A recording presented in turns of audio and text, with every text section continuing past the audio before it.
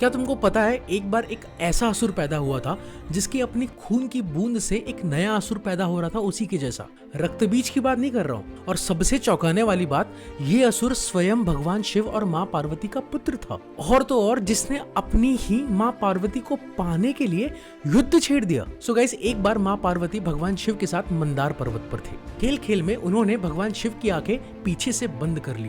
पूरे ब्रह्मांड में अंधकार छा गया। माँ पार्वती के हाथों से पसीना टपका और उस पसीने से एक भयंकर अंधा दानव पैदा हुआ। अंधकार में पैदा होने के कारण उसका नाम रखा गया अंधकासुर। लेकिन असली कहानी तो अब शुरू होती है। अंधकासुर को बचपन में असुर के राजा हिरण्याक्ष ने गोद ले लिया था। हिरण्याक्ष के मरने के बाद अंधकासुर राजा बना।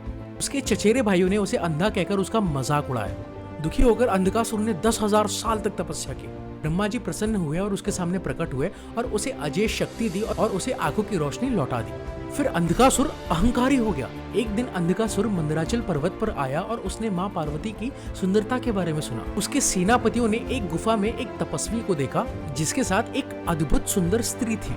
ये तपस्वी तो सिर्फ एक साधु है, ये स्त्री हमारे राजा के लायक नहीं, ऐसा सेनापतियों ने कहा। और वो तपस्वी थे भगवान शिव और वो स्त्री थी माँ पार्वती।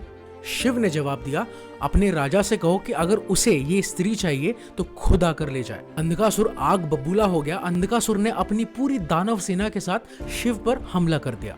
700 इयर्स तक ये युद्ध चलता रहा। ब्रह्मा विष्णु सभी देवता इस युद्ध में शामिल हुए। लेकिन सबसे बड़ी प्रॉब्लम तब आई जब शिवजी ने अपने त्रिशूल से अंधकासुर पर हमला किया। उसके खून की बूंदें जमीन पर गिरने से एक नया अंधकासुर बन गया। हजारों अंधकासुर युद्ध क्षेत्र में भर गए। तब शिव ने सप्त मातृकाओं को बनाया, 7 देवियां, जिन्होंने अंधकासुर के खून को जमीन पर गिरने से पहले ही पी लिया। आखिरकार शिवजी ने अपने त्रिशूल पर अंधकासुर को लटका दिया और आकाश में फेंक दिया। और फिर चमत्कार हुआ। त्रिशूल पर लटकते हुए अंधकासुर ने भगवान शिव के 108 रूपों का ध्यान किया और क्षमा मांगी। शिव के स्पर्श से उसके सारे पाप धुल गए और फिर उसे एहसास हुआ कि माँ पार्वती ही उसकी माँ थी। प्रसन्न होकर भगवान शिव ने उसे अपना गण का प्रमुख बना दिया और उसका नाम रखा भृंगी। अब इस स्टोरी से तुम्हारी लाइफ में क्या सीख मिलती है? ये कहानी सिर्फ स्पिरिचुअलिटी या फिर सनातन धर्म की नहीं है, ये तुम्हारी और मेरी कहानी भी है। अंधकासुर कौन है?